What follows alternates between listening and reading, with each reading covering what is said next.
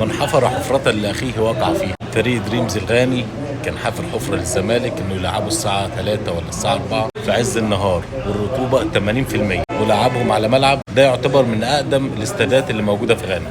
يعني ده الملعب الأساسي بتاع منتخب غانا وملعب أشانتي كوتوكو كمان. وأصلا فريق دريمز من أكرا وجه لعبهم في الملعب ده عشان يلعب بالنهار في درجة الحرارة كانت معقولة، بس الرطوبة كانت 80%. وملعب يعني سيء للغاية، الواحد مش عارف يقول ألفاظ. يعني ملعب سيء أقسم بالله، ما ينفع حتى يلعب عليه، ما ينفعش يكون ملعب مركز شباب الحبانية. وتيجي الهيئة الوطنية للرياضة كمان قبلها بيوم تعمل احتفالية فيه كبيرة وتنزل الأطفال يلعبوا ويجروا فيه ويبهدلوا الملعب أكتر ما هو متبهدل.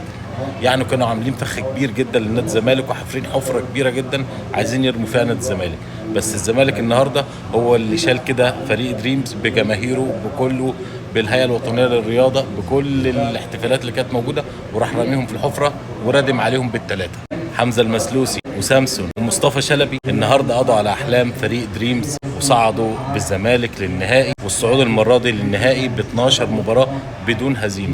يعني لو قدر ان هو يكسب مباراتين النهائي هيكون اخذ البطولة بدون هزيمة، وده رقم قياسي كبير جدا بالذات في قارة افريقيا. الملاعب دي ما يتلعبش عليها والله، الاجواء دي ما يتلعبش فيها كرة قدم، بس هنعمل ايه؟ هي دي افريقيا. بس الزمالك النهارده حول احلام فريق دريمز لكوابيس. مليون مبروك لاخواتي الزملكاويه، وان شاء الله رب العالمين انتوا تستاهلوا ان انتوا تاخدوا البطوله دي، وباذن الله هتاخدوها. من قلب اهلاوي باذن الله رب العالمين انتوا واخدين البطوله دي، واحنا ان شاء الله رب العالمين، انا عارف ان انتوا مش معايا قوي في النقطه ديت، بس ان شاء الله احنا هناخد بطوله دوري الابطال وهنلاعبكم في كاس السوبر، وباذن الله رب العالمين احنا هنكسب كاس السوبر. بس نبقى نقابلكم بس في كاس السوبر وربنا ييسر الحال، تخلصوا البطوله دي على خير واحنا نخلص على خير، وبعدين نبقى نخبط بقى في بعض وقتها. عايز اتكلم على المباراه النهارده. الزمالك بصراحه في الاجواء دي بامانه لعب مباراه ممتازه جدا في الشوط الاول، في الشوط الثاني، على مدار المباراه كلها. المجهود طبعا كان الوضع صعب، الملعب كان سيء جدا، الاجواء كانت سيئه جدا. عايز اقول لكم ان الرطوبه هناك كانت بشعه. الله يكون في عون اللعيبه دي اللي بتلعب في الوقت ده.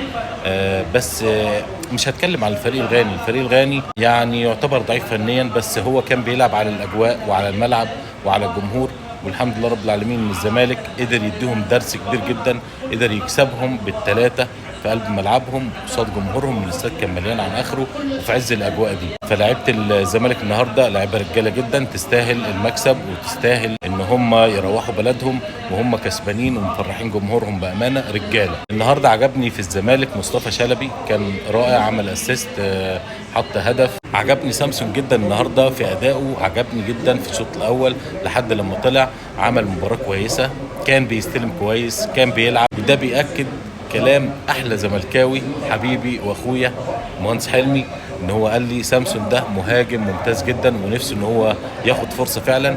النهارده شفت الهدف عمله ازاي، استلم ازاي، موه ازاي بجسمه، وقدر يحط الهدف. بصراحه كان هدف رائع، يعتبر اجمل اهداف المباراه النهارده. فسامسون لو فضل على المستوى ده باذن الله هيبقى اضافه كبيره جدا لنادي الزمالك الفتره اللي جايه. على الجانب الاخر عجبني جدا اللاعب عبد العزيز عيسى اللي هو رقم 19 من فريق دريمز الغاني. اللاعب ده ممتاز جدا، وعلى فكره في اخبار بتقول ان نادي الزمالك مهتم جدا باللاعب ده، وان جوميز مدرب فريق نادي الزمالك عينه على اللاعب. واللاعب ده بصراحه لو جه نادي الزمالك هيكون اضافه كبيره جدا، ممكن ياخد وقت على ما ان هو يتعود على طريقه اللعب وعلى الاجواء وياخد خبره اكتر.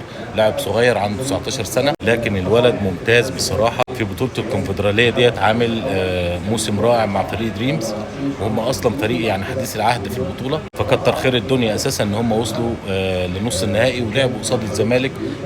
على الاقل احرجوا نادي الزمالك على ارضه وطلعوا بالتعادل 0-0، فده بالنسبه لهم كان يعني يعتبر انجاز يعني. ففي عز ده كله ان اللاعب ده الصغير عنده 19 سنه لاعب بلاي ميكر ممتاز جدا، بيلعب في نص الملعب، لاعب رائع، عنده رؤيه كويسه، عنده ثقه في نفسه، بيعرف يقف على الكره كويس، يعرف يحرك اللعب كويس لقدام، وكمان هداف. يعني حاطط في الكونفدراليه حاطط 4 اهداف وعامل 2 اسيست. فاللاعب ده لو نادي الزمالك خلص من موضوع ايقاف القيد اللي عليه بسبب خالد بوطيب اللي هم 2.5 مليون دولار قبل فتره الانتقالات اللي جايه، ممكن اللاعب ده يضم نادي الزمالك ويكون اضافه كبيره لنادي الزمالك باذن الله رب العالمين.